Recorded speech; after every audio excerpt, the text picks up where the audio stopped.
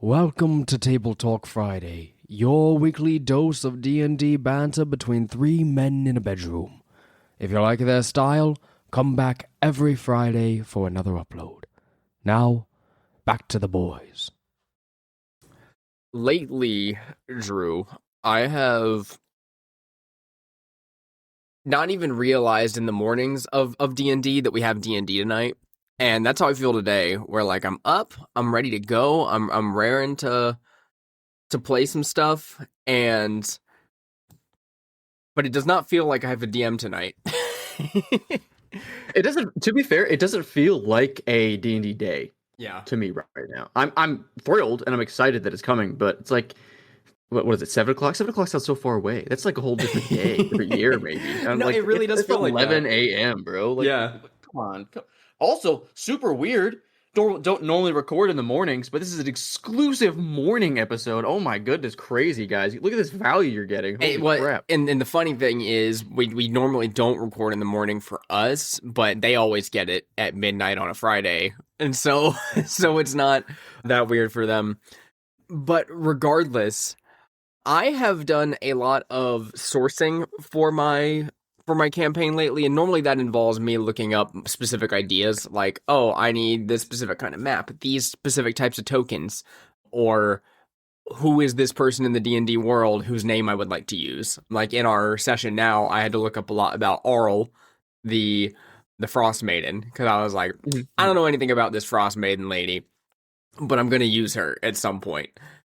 And so I looked up her little wiki thing and saw the whole rundown about this god, and I was like, okay, cool. I feel competent enough to now use this in my game. But something that's been nagging at me lately is we've changed a lot when it comes to the way we play D&D.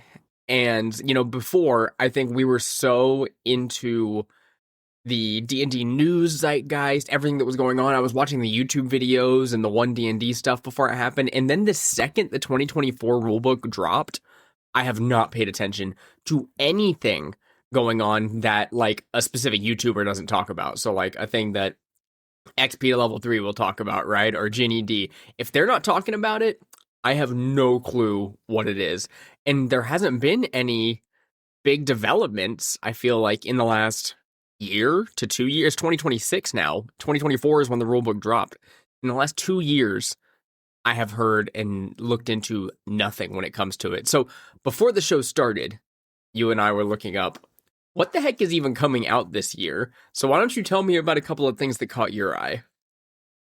Yeah, and I guess just to build off you, it being about 2 years since we've really looked at a lot of this stuff, you're probably even farther ahead than I, because I really don't listen to a lot of D&D news anymore, and I should to keep up with it, but I've become so, and we've talked about this maybe a little bit before, but we've become so hermit-like. Like, I'm just happy with my D&D games. I know. I'm happy with how it goes. Everything's cool in my little bubble here. It's happy here. I don't want to hear about any drama in, like, the company or this weird stuff that's coming out.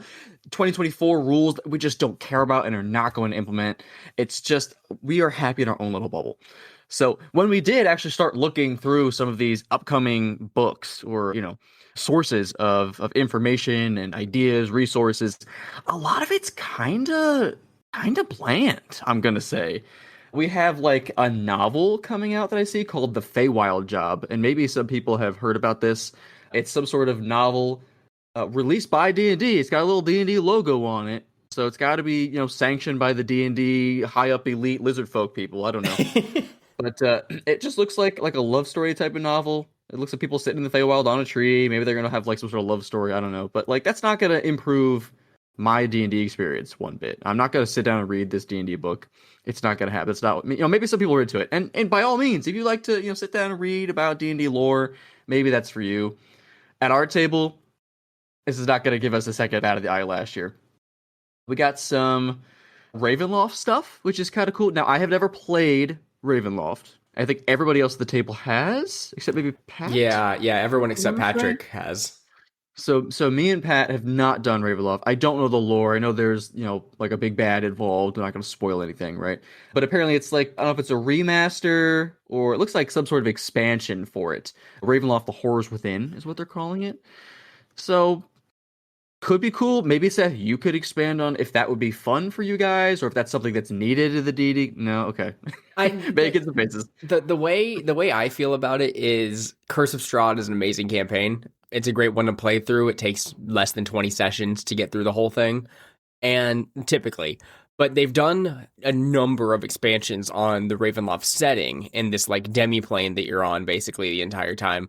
They've done a number of expansions on it. I have not looked into what they've added there and how you would run a campaign fully in Ravenloft. It sounds really cool. I am not the dark fantasy horror kind of guy. I am more of the high fantasy heroics kind of guy. So that's typically where our campaigns lean into. Now we're doing a little more like I call it like fairy tale, like grim horror right now, where we're running into like a lot of survival and moments where you guys are going through some grim stuff. But that's a short-lived thing. It's not the whole campaign. It's not the whole setting. So yeah, and that was seeing their release schedule. They've got a little bit of expansion as far as like Arcana classes and a couple more subclasses and stuff. But that is not anything special that I haven't found that one of us can create something fun, homebrew style, or if we really want something, we use Tome of Heroes now. That's expanded everything greatly. We have Tasha's, Xanathar's, etc. And you did say we're not going to implement 2024 rules. I have implemented some. Like I've used the exhaustion rule where you just have a little bit lower rolls on things because I don't find that regular exhaustion is that fun. We don't use it that much anyways, but I don't find that it's that fun. So I'm like, oh, actually giving you a penalty on all your rolls is a little bit more like punishing, which is nice. And then I'll be cutted for just a second. I'm actually, not a debate per se on which one's better. We obviously love the 2014 better, and there are some good rules. But speaking of the exhaustion one, I actually find the 2014 rules to be just a tad bit more punishing. Not only the just general disadvantage, right? Which I know they say that advantage what typically is like a +5. It's equivalent in some way if you do the math or something like that. So I guess disadvantage would be equivalent to a -5. Applying the same logic without doing any of the math, right? The new exhaustion, I believe, was giving everybody a -1 or -2 to their checks and maybe their saving throws of sorts. I actually find it less punishing, but I find it more usable. Where the 2014 rules, I didn't want to give anybody exhaustion because to me, I thought disadvantage on most things or completely having your speed. That's just like who wants that? Like I mean, it's tough, right? But I don't want to, especially give one of my players disadvantage. Like -2, you could deal with. That's like a Bane or like a Bless on a positive side, right? Or, if I think it was 5 or 6, you died exhaustion versus the new one, you can get like 10 of these things if you have to. If you have to push through the night for a couple days, like a week, it just feels more usable. Yeah. And then still kind of crapping on the 2024 rules a little bit because I'm just not super into it. Maybe a lot of people are, and that's fantastic. But we just don't pull a lot from it, and maybe we will in the future. We'll continue to play test certain things that we may or may not like, but of everything that has come out in the 2024 rules, it's like, oh, we use the exhaustion, and great. It's that, and I am down to let people use the 2024 Ranger instead of the 2014 Ranger. I think the 2024 one actually nets out more positively for you. And so that's another thing where I'm like, if you would like to use a 2024 class, it's not necessarily going to be better or worse, I don't think. But I'm down to be like, okay, I'll let you use the 2024 one in those subclasses for like Ranger and stuff. So I've made a Ranger in the 2024 rules because I was going to play with some friends, and of course, as it always does, it falls through. Not everybody can do it, or like people keep delaying and it never happens. So that ended up happening, and the campaign didn't happen, which is another chance to play Elijah that just flew out the window because he's the one that I made. but yeah, and I made that, and I was really into the 2024 Ranger, and I've read through a lot of the rules. I do like that rule book for newer players. I think if you're getting into it, picking up that rule book instead actually comes with a lot of more. It's easier to read than the 2014 rule book. Everything's kind of like right there for you, and I find that the way it's arranged it's very similar, right? Almost all the stuff is the same, but with like the little changes, I do think it's more friendly. Now we are very versed in the 2014 rules, which means like I'm okay with it being a little more intricate, with it having a lot more customization because there's a lot more content out for it on the internet. So I'm okay with staying there because I'm like, oh, this is something I'm already used to. I don't have to worry about it. So I don't intend on changing over to fully 2024 ever. But I do think that if I was teaching a new group, I would just hand them that rule book instead, because it's, for a new person, handing them that rule book, so much easier for them to get into the game.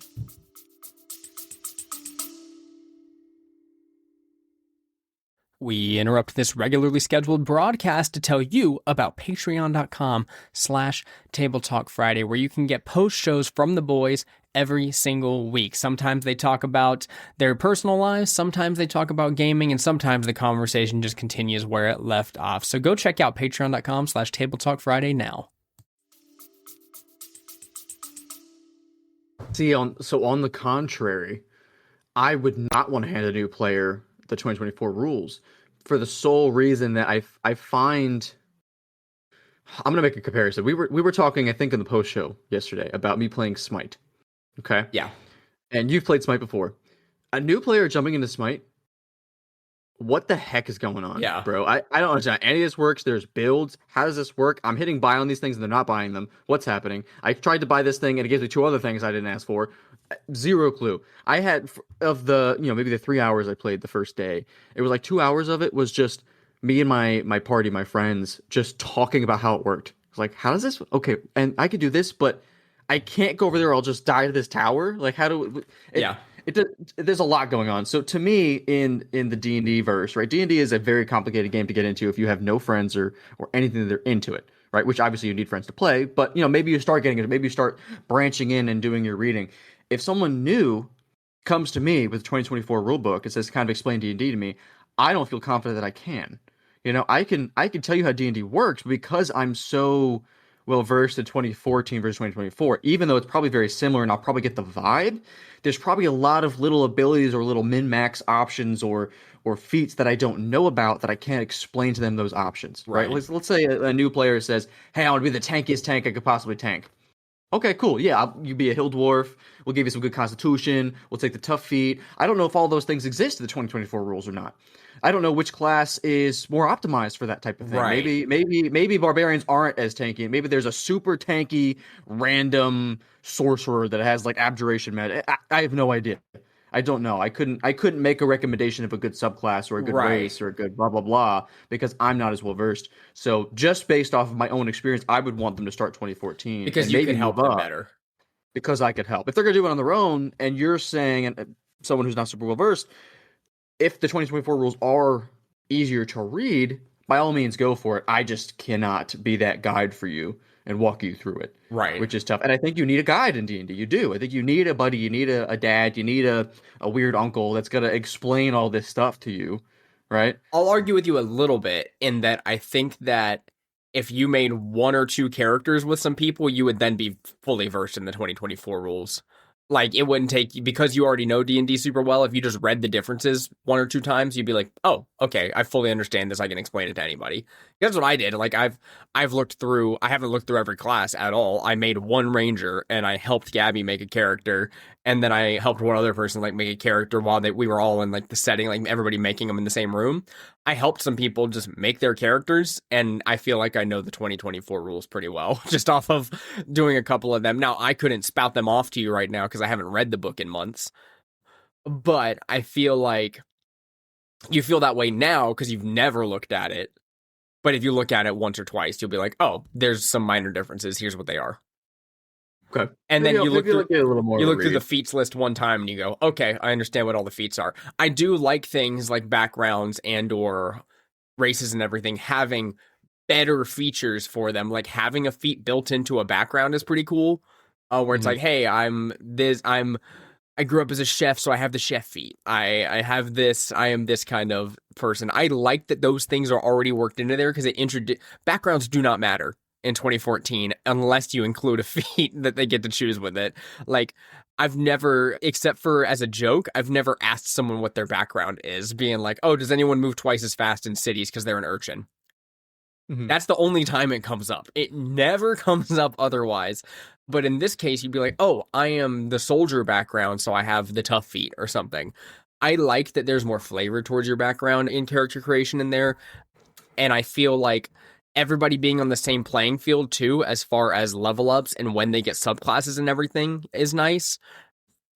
And just a little more clarity when it comes to things like exhaustion, advantage, disadvantage, like the way spells are written and everything. I feel like there's a lot more clarity. Is it perfect? No, but 2014 is far from perfect too. We just like it a lot, and it's kind of like people who still play Pathfinder or 3.5, like just that older era of D&D. They played it for so long and they love it because it is so intricate. But because they've played it so long and there's so much content for it, they still play it to this day. And that's going to be us with the 2014 rules, right? We're probably going to play them for at least the next 2 decades, and then and maybe try out some other things here and there. I still want to go back to Monster of the Week and do it again. Oh yeah, what a fun game. So I still want to go back to that. I want to try some other things. I would love to run a game or two of Daggerheart just to get the feeling, because it's a cool way to do a narrative.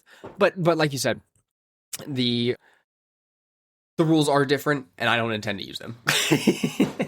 Which I think perfectly ties into our topic, because to me, and I think to you at this point, although you've dug a little more into it, the 2024 rules is no different than any of these other third-party sources, new content stuff. We're treating 2024 rules as if it's a third-party source or a DLC type of thing, an extra expansion, which is cool. I just like you were saying, I want to forever play 2014 and just steal stuff from everything else that comes out, and just fine tune it so it's perfect for everything we want. We've talked about homebrew rules before. We've talked about the things we add or remove from the game that we'd like or don't like, exhaustion or weird crit rules or blah blah blah blah. And we'll just continue doing that forever.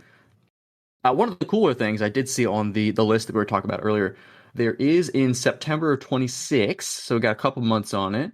They're planning on releasing a book called Arcana Unleashed Deadfall. The cover looks like it's probably a necromancy based type of book, but it is an expansion released by D&D, so it's not or Wizards of the Coast, whatever it may be. Excuse me. And so it's meant to be an expansion on what looks to be magic. So they note new subclasses for magic, new spells, new artifacts, even though on the website I'm reading it from, it's spelled wrong. It's artifacts, which, I mean, artifacts are cool too. I hope we get some of those. It's like it's a Tabaxi Artificer. Just cat. I actually love the idea of just cat magic. Don't think I would use it, but just fun stuff, just off the wall stuff that you could steal little bits and pieces from, right?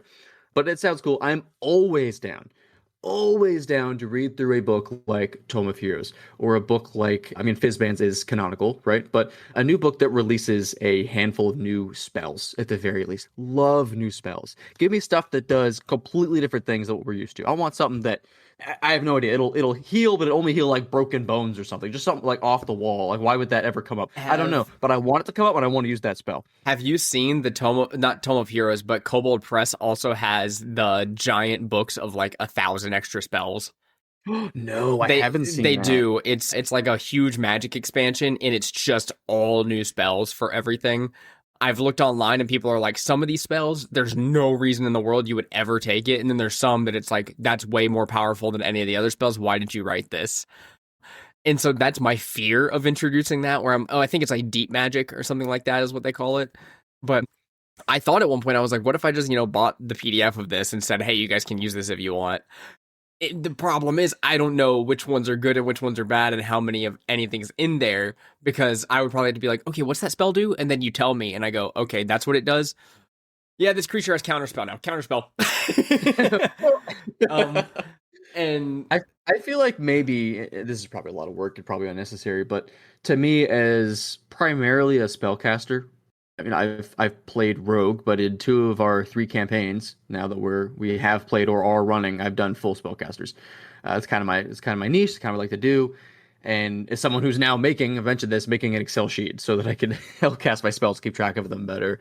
I'd like to see almost a quick list or something for our table of what spells are acceptable. In this campaign, what could you use? Okay, well, you could use Phase advantage, you could use player handbook, you could use Tasha's, right? But you can't use Tomohiro's. Or yes, you can use Tomohiro's. Or you can't use these 1,000 spells. Or if you do use these 1,000 spells expansion, these are the 200 that are approved, right? Like don't use any of these. I think something like that would be kind of neat. Yeah. For the people at the table. Probably it's a little more administrative work that probably I want to do for a game that we're trying to play for fun every week. But I think that would be kind of nice just to expand the pool of options for us full spellcasters. I think it's a good idea, and I would trust you guys, but anytime you guys read something and go, I think this is too powerful or I think it's too weak, you usually send me a message where it's like, hey, usually. I think this is too strong, what do we do? And you let me know, and I'm like, oh, okay. A lot of times it's like moderately too strong, like a spell that returns damage back to someone, right? But I like it so much that I'm like, I don't really care. You can have it. It does not bother me. Then there's other times where things are too weak. You did this recently. You hit me up like, this thing right here is not satisfying. How do we fix it? So we just went back and forth a few times. I think this will work. And then we settled on something where we were like, yeah, we're happy with the way we've arranged it here. And that's actually fun because we're knowledgeable enough on it to create something ourselves. It's like I'm using this subclass, except I'm using half of this subclass and then half of its homebrew because it's more satisfying. But by doing that, right, it allows you to play a class that you wouldn't normally play, right? Or something that intrigues you, but it's not quite up your alley. It's right. Like, maybe you don't like playing Scout Ranger. It's like, well, maybe if we just tweak this ability. If you tweak one or two abilities and it makes it interesting for another player or for the DM or whatever it may be, by all means, change it up. That's 2014. It's all about customization, man. Change it up. Make it fun. Just make sure it's not, borderline horribly strong or horribly weak. Yeah. Right? Or hell, make it horribly weak, but as long as it's interesting, it's okay. Yeah, exactly. And I think it's a testament to like our like trusting each other as players and knowing that we're only there to have fun. But then again, I know that could be dangerous for a lot of tables depending on who's there, of like, oh, I said that you can use deep magic, just let me know if you think something's out of balance or something like that, and they show up at the table having not told you that and wipe out every encounter, and so those are discussions. It's very subjective, unfortunately. It's very, very subjective. Yeah, and you kind of just need to know your group. You really got to know your group. So that would be my recommendation: is don't introduce those things unless you've been playing with people for a while and trust all of them. Yeah, I would say maybe as a DM, you probably want to release them piece by piece. So if you don't, let's say you don't know your table at all and you haven't been friends for the last 20 years, right? Maybe say, hey, I'd like to introduce this new stuff. Similar to, I guess, what I've done kind of with the background. What would I call them? The battleground. Oh gosh, I forgot what I did. It's been a while since I ran it as a DM. Battlefield actions is what I was calling them, which they were like the legendary actions, mythical actions kind of. It was just like a play on or a mix, just to make some fights a little more intense, a little more interesting, kind of add like a team dynamic. So saying, hey guys, I'd like to try this. Feel free to play with it if you want. So instead, as a DM, saying, okay, well, I really like the Tomohiro spells. I'd like for you guys to branch out. Here's a list of 10 spells that you could add to your list. If you want to try them, by all means, go for it. Maybe I'll give you an inspiration for using one of them or something. I don't know, just to like incentivize them. I don't know. Yeah. But say, hey, here's a list. Try these out. Here's a new subclass I'd like you to try. And heck, Sean has done a crazy job of doing this, where he's actually come out with new subclasses for us to use. Yeah. It was, I want to say a month ago, we were playing a one-off, and he goes, yeah, I need one person to pick a new subclass. We're all like, oh, well, what if I want one? He said, screw it. And he gave us all subclasses that were completely unique in a week, which is crazy. But I like the idea of just slow feed the players. If they want more stuff, or if you have something that you want to give, just slow feed and let them play with it. If it works, it works. If it doesn't, remove it. That's all. I think it's a good idea, like introducing some things like that, just to keep it fresh. If you've been playing for a little bit and you know the rulebook so well and you're not finding a lot of new stuff, I mean, try out some other things like that.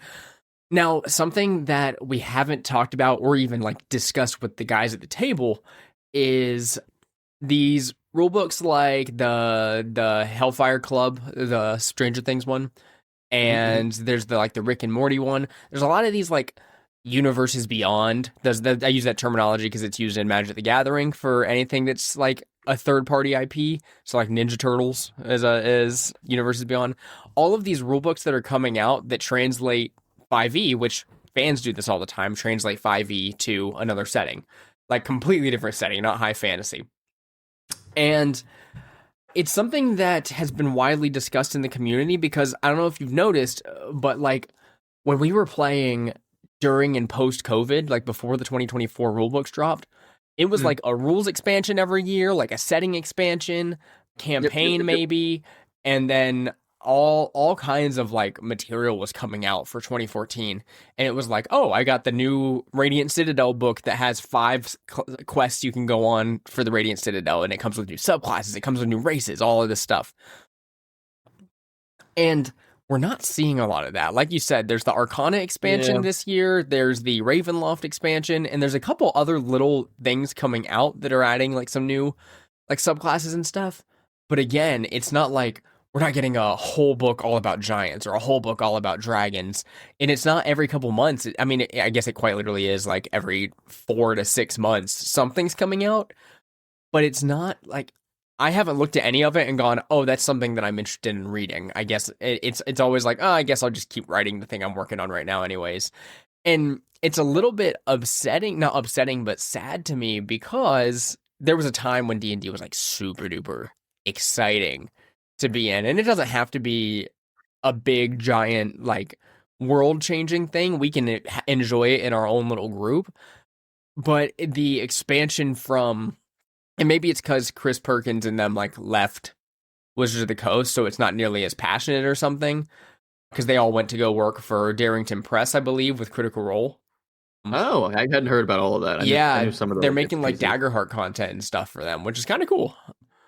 And Daggerheart's something I'd like to steal from for sure. I definitely have to read through that and maybe give it a try one session just to see how it kind of works. We honestly should sit down and just like look through it together, because I've read through most of the book, but I mean, that was also 6 months ago. I don't remember that much. But I mean, I sent you the whole PDF that I had, so that's available. Oh yeah, I wonder if that's changed now. It might be different. Maybe. I'm not sure. I know we had like the 1.0-ish version, but there might be some changes. Anyways, I don't know, the idea of like, oh yeah, now instead we do 1 or 2, like here's the Sonic the Hedgehog rulebook on how you implement that into 5e. Here's this and here's that, just throwing in a bunch of extra, like these extra settings that aren't related to D&D as it is already known, just kind of like irks me a little bit, you know what I mean? Where like it's just not as fun anymore. And I don't really care about the stories they write. Like I've already written my campaigns and everything. But it does just have a little twinge to me where I'm like, okay, if we're using all our time to do this to get these specific audiences into D&D, are we really using our time effectively to make the game good? Because I'm someone who, look behind me, I have like dozens of D&D books and products, right? Things that I bought a while back for our games. But you're not going to get me to buy another thing by releasing a third party book, I'm going to use Sonic again, like a Sonic the Hedgehog or a Pokemon or any of those kinds of things. Those things are not going to intrigue me. I did not buy the Rick and Morty one. I didn't buy the Hellfire Club one. And I probably won't buy any future ones because I like the setting we work in and I like expansions of our rules. And the only things I have bought recently have been third party, Tome of Heroes being one, you know. Those are the only things that I have gone online and been like, "Oh, what's a good expansion for 5e that I can implement into my game?" Okay, Tome of Heroes, that's a good one. We talk about it all the time because we like it. And that's just a little sad, I guess. Yeah, no, I definitely feel it. If I had to guess here, I'm not an expert on the Wizards of the Coast and all the things that they're doing as a company, but excuse me, I think a lot of people didn't take to the 2024 books. I don't think it sold nearly as well as they were expecting, and because of that, you mentioned all these setting books that are coming out now. That may be the fact that because they didn't get a lot of their old heads to convert over. Right, they're trying to get people that are, into Sonic the Hedgehog that don't play D&D to go, oh, well, maybe I'll try D&D now. Right. I really like Stranger Things, so maybe I'm gonna get this Hellfire Club because they play D&D. I don't really know what it is. I've seen the show. I kind of get some of it. It sounds like they're just trying to get more audience in, which is cool. I want other people to play D&D. But for people like us, we were talking about the books that came out more frequently before. To me, they're very clean. They're very easy to implement. Like, I think Fizzbands, right? Fizzbands Treasury of Dragons, I think it's called. Yep. Good book. It's all about dragons. I like dragons. I like reading about dragons. It adds some new dragon sub races that you can be. Spells. It reworked. Yeah, new spells. I want to say it released Relative Psychic Lance, which has been Yeah. used in several sessions and campaigns of us, right? And we're talking about like the third part. We were talking about Tome of Heroes earlier, right? And having to kind of vet this 200 spells that they put out, right? Usually the spells that come out, or the classes, the subclasses, whatever, the races that come out for these new book, like Tasha's Fizzbands, Big B's, Glory of the Giants, right? They're often not questionable. You don't have to vet them like, oh no, these are good spells, or okay, they're not like super strong, but these definitely fit with the setting. Yeah. They're acceptable, right? It's very easy to go, oh yeah, that's canon, 100%. You guys can use all these spells, easy peasy, done. Strixhaven, anything Strixhaven, good stuff. I like it. I don't think all the spells are fantastically, wonderful. But what was it? Silvery Barbs. Yeah. I mean, everybody has Classic. Silvery Barbs. I love Vortex Warp. I don't think it's actually been used at our table. I but know. think I've it's a used it a lot. fantastic spell. I remember when I was teleporting people inside the Oh gelatinous cube. yes. Yep, you're correct. Well, I don't think I was part of that. that Oh, were you session. not there? I did not play with this. Oh, I no, heard about this infamous session. I was not there for that. I have personally, like, the last time I made a full spellcaster, I was like, oh, Vortex Warp for sure. And just taking that thing and just, I'm literally grabbing people and teleporting them inside the gelatinous cube was so much fun. Mhm. I think, not to, harp on Strixhaven, but I think it's a good book as far as the things that it offers you. Mhm. And like Wither and Bloom, I think significantly underrated. Very cool I don't spell. think anybody, and we've seen it once or twice at the table, and I think most of the time it's me, me casting it. Also spell, just cool little stuff like that are super easy to say absolutely yes. Everything that just came out in Fizzbands, open for the table. Use it all. Use the stuff. Use the Drake Warden Ranger, right? Use the Tasha's. Use the reworked Ranger. It's just a regular Ranger, but better, right? Yeah. 100%. Versus the third-party sources that you do have to go, okay, well, you know what? That class, a little busted. Yeah. Heck, for a while, I guess to counteract myself here, when, what was it? The Wild Mount? I always say it wrong. Wild Mount came out, which is Critical Role's book. I don't actually remember if it's perfectly canon or not, or if it came out with the Blessing of the Wizards of the Coast or whatever it may be. But it did come out with the two wizards. It was a Graviturgy Yes. wizard and a I'm going to say Chronergy, which is time and space, Yeah. basically, for both of those. One class I did specifically say for a while, and maybe I would go back on my word now since we're just power gamers at this point and we could break whatever we want. But one of those wizards had the ability to stun people at like level 3. And I was like, what? For what reason is this the monk stunning people? And so I had banned it. I said, just you can use whatever you want in the book, just don't use that one. I think it's dumb. I think it's a little OP. Again, maybe I would go back and change that. I'm not going to read through it in the next week or two. I just don't care enough to. But, stuff like that, it's fun. I just wish we didn't have to vet as much. But a lot of options, a lot of cool stuff. I wish we could get back to that, where every couple months or so it was this is a book all about oozes. Why not? Give us some ooze spells, an ooze subclass. And I probably wouldn't go out and buy a bunch of hard copies anymore. I'm down for the like cheap PDF and just check through all the rules and everything. I'm not trying to up my collection of books anymore where I'm paying, $30 to $50 for new hardcovers, even though I love the hardcovers, right? It's so nice to look through, but I would probably be on the cheap side now and be like, I'm just going to get the PDF of this and just check it out. And then it's easy for all of us to share, right? Just be like, hey, we've got the PDF. We can all look at it together and everything, just like we would with a regular book. So yeah, and I agree. It was nice having those things constantly coming out to where like, when Glory of the Giants came out, I was like, oh my god, this is the perfect time for me to implement some more giant stuff. Or Treasury of Dragons came out, I was like, I need to have one of these quests revolve around one of these new dragons because it's so cool. And I used one of the layers that was in the book. I used a bunch of spells from it. It was a lot of fun implementing those things as they came out. And it is just a little upsetting that the new stuff doesn't include a lot of that anymore. There's not a lot of new... Yeah. Like, we're not getting another Tasha's, at least. It's been 2 years. I think Xanathar's, it was about 2 years when another big expansion was like a couple years after 2014 came out. I think it was like 2016 when Xanathar's, or 2017. Big rules expansion. And then another couple, like 2 years later, Tasha's big rule expansion. That stuff, I will say, I know we talked about being cheap and whatnot. For staple books like that, I absolutely want to have a hard copy on hand. If you give me another staple book like Xanathar's, Tasha's, Player's Handbook, I mean, heck, maybe even the Monster Manual or the Dungeon Master Guide, which is pretty good, got some good stuff in it, I would absolutely grab that. They come out with, I don't know, Volo's Guide to Everything in the next one, whatever it may be. Then, gosh, that was that one too, right? Oh my gosh. I don't know if I know. Actually, I guess that I made it up on the spot, but I think it is actually one. Yeah. It was Volo's Guide to Monsters or something. I have it. I have it on the bookshelf behind me somewhere. Yeah. I'll open it every once in a while for the extra rate. I think they have centaurs and stuff in there. Yeah, all Available of for those it. super nice to have, and I haven't seen anything like that recently that's made me look at it. And what I'm afraid of is it's going to be just re-releases of the same kind of content that we had in Yeah, I don't 2014. care Like, about that. hey, we're going to release a bunch of the Xanathar's classes in this one. We're not going to have anything new. It's just going to be all the re-releases of the same stuff with 2014 rules, which I don't know that that's 100% going to be what happens.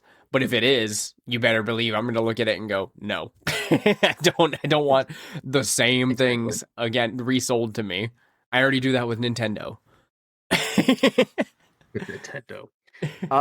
There was one book on here that I want to mention. Super stoked for. It's the book of patreon.com/Table Talk Friday. Apparently, Ooh. it's actually coming out really soon, or has been out for a little bit. It's just so cryptic and mystic. I definitely am going to pre-order it right now if it's available. Apparently, you go onto this website, and when this book comes out, it'll be all linked up. But you could find all sorts of cool Patreon supporters of Table Talk Friday. There, you meet people like Good Old Gamer, Rochelle. You get exclusive post-show content in there. I don't see any new spells in there, which is a little disappointing. So maybe we'll give a little downvote on that. But the rest of it sounds pretty cool. So I don't know if you guys have the ability to reserve this, pop online, just take a little peek, but check it out, see what's going The on. post show we did in after the last episode was as long as this episode. It was It was pretty long. We were just being boys, man, just being boys, chatting about cats and dogs. We did talk about cats and dogs, right? Yeah, a whole lot. And I think that'll kind of lead us to where probably where this will be leading to the next episode, but we were wanting to talk about like a lot of like almost bucket list ideas we had, things we haven't experienced in D&D yet that like maybe people should think about implementing in their games because they haven't done it yet. And I would like to bring up at least like one thing from each of us on that topic. The one for me is I would really like to run one or two more of like mono class sessions. So I'm talking like an all bard session, an all fighter session. We did an all bard game one time and that was super fun. And it was like a battle of the bands. And I would really like to do another one of those kinds of things. Like you all work at a church and you're all monks, Oh, that would be so fun. That would be super fun. Or you're part of the town guard. You're all fighters. Let's do an all fighter session. So those are things that I do want to have in the repertoire of like, these are fun, quirky sessions. They last maybe 3 or 4 hours. And it's just one of those memorable ones. Like I don't remember who everybody played in the all bard session, but I remember we did it and that we had a blast. Bro, you don't remember Brad Broger from Dimeback? I Oh don't. man. That was so fun, dude. It was really, really good. I'd like to see some more of that. Of course, I want to do all clerics. That would be so fun, but I think it would be busted. I don't think there's anything you can throw at a full party of clerics and take them down personally. But I don't know. Something I'd like to see at the table. I'd like to fight an outlandish monster. Yeah. Just like something far beyond anything we've done. We fought like gods. We fought Asmodeus. We fought just crazy powerful magic beings, right? I'd like to fight either one of the mythical versions of a dragon from Fizzbands with the whole, what is it, the mythical kit where it like respawns with more health, like it has a second phase, yeah. Second phase, or I'd like to fight actually a Tarask. Ooh. As like end all be all, like one of the biggest creatures, if not the biggest creature of all time in D&D. Just absolute staple fight. I want to see how it goes. I want to get absolutely wrecked. I want to see if we could take it down. I think it would be an absolute blast to do. Just to put under the belt. Say, yeah, we fought Trask one time. It was fine. We were level 5, but we beat it. It's okay. I would like to do some mythical fights. Those are things where like I feel like a lot of our combat goes for about 3 or 4 rounds and it ends about the same way every time. It's very like rinse and repeat. And so I would like to, even though a lot of them are set pieces and they're really cool, right? I would like to add some more flair into combat a little bit for us, where like maybe the session actually takes the whole time to do a really cool combat, right? As opposed to like 3-hour combat. Yeah, normally it's like a shorter thing. It doesn't last super duper long, but maybe it actually is like, hey, we end the session right before combat and the next one is all combat and wrap up. Mm-hmm. And That's because gonna be super cool. I think it would be great to get into that and be like, hey, make sure you guys are ready to drop your full kit here because we're gonna go balls to the wall in this combat.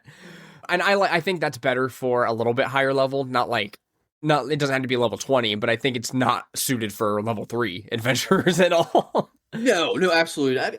You could have, I guess, a longer form fight with level 3 adventurers, but I don't know how interesting the fight would be. Like, you couldn't give them legendary actions, you couldn't give Right. them lair actions, you could like all the extra stuff. It requires more hit points for, you know. So it's definitely easier to do with later levels.